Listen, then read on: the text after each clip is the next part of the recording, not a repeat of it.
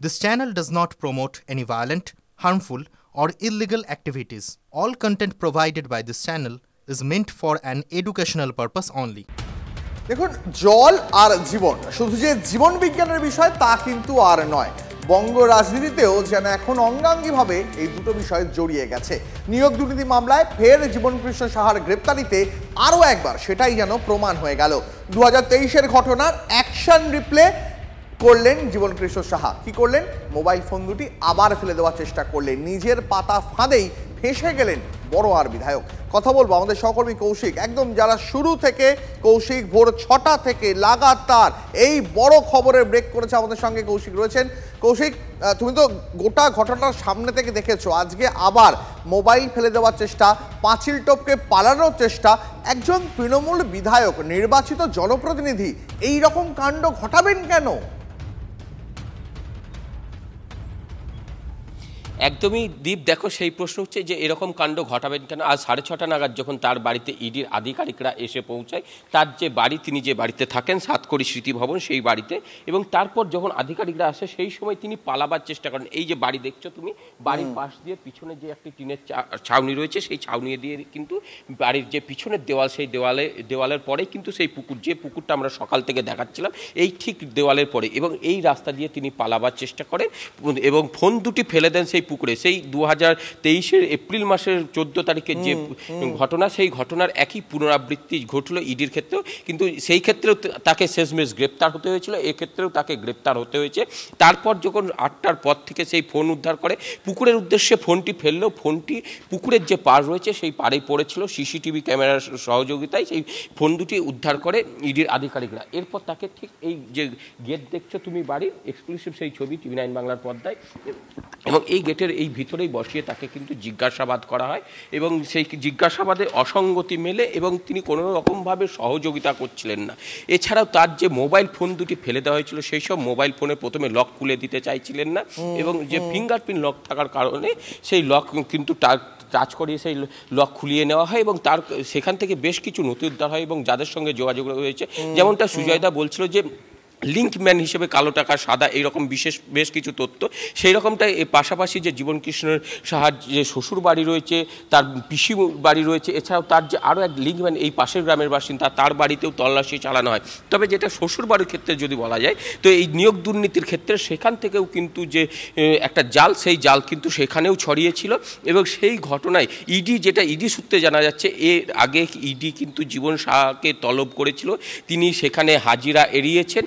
এরপর আর সকালে আধিকারিকরা 6:30 নাগাদ তার যে আন্দির এই বাড়ি, সেই বাসভবনে পৌঁছায়। তারপরে তিনি যে সেই সিবিআই এর সময়ের যে ঘটনা, একদম, আমি কৌশিক তোমাকে একটু থামাচ্ছি, তোমার কথা রেস ধরেই দর্শকদের আরো একবার জানিয়ে রাখি, আপনাদের ছবি দেখাচ্ছি যেখানে ইডি আধিকারিকরা তার সেই মোবাইল ফোন দুটি উদ্ধার করতে পেরেছেন, এবং সিসিটিভি ফুটেজ থেকে এই মোবাইল ফোন দুটি উদ্ধার হয়েছে। তার কারণ এই জীবনকৃষ্ণ সাহার গোটা বাড়িটাই সিসিটিভিতে মোড়া।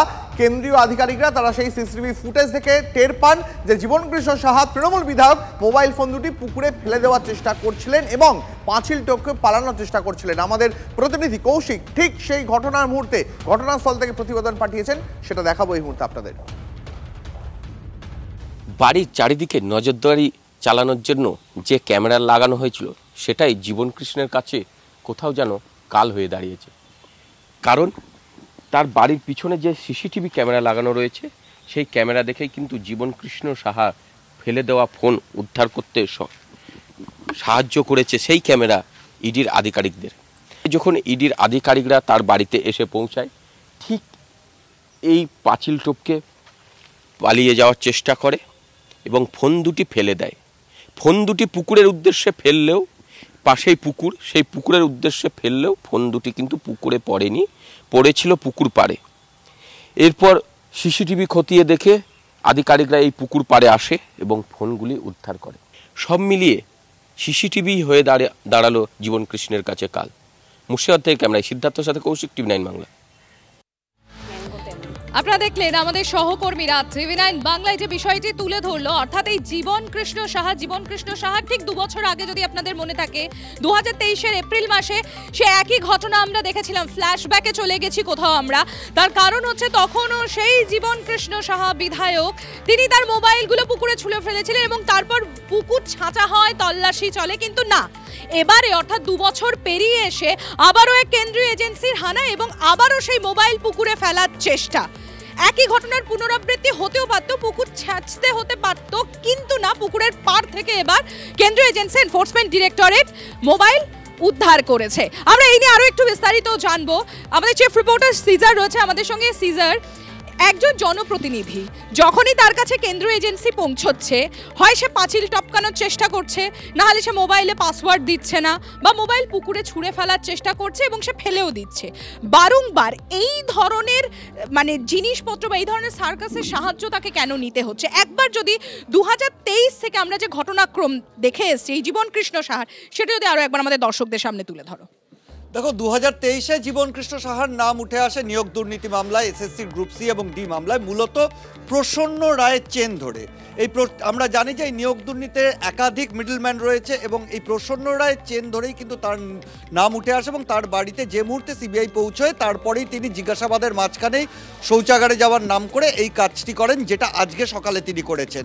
এবং সেই জায়গা থেকে একটা বিষয় স্পষ্ট যে তার মোবাইলে বেশ কিছু জিনিস ছিল। পরবর্তীতে মোবাইল উদ্ধার হওয়ার পরে সিবিআই ফরেন্সিক বিশেষজ্ঞদের সাহায্য নিয়ে সেই মোবাইলে থাকা বেশ কিছু ভয়েস ক্লিপ উদ্ধার করে এবং সেই ভয়েস ক্লিপে খুব স্পষ্টভাবেই তার নিয়োগ দুর্নীতিতে যোগাযোগ থাকার প্রমাণ মেলে এবং কিভাবে তিনি বিভিন্ন নিয়োগ প্রার্থীর কাছ থেকে বা পরীক্ষার্থীর কাছ থেকে টাকা নিয়েছিলেন এবং প্রসন্ন রায়ের কাছে পৌঁছে দেওয়া হয়েছিল তালিকা, এসপি সিনহার কাছে পৌঁছে দেওয়া হয়েছিল তালিকা, সেগুলো প্রকাশ্যে আসে।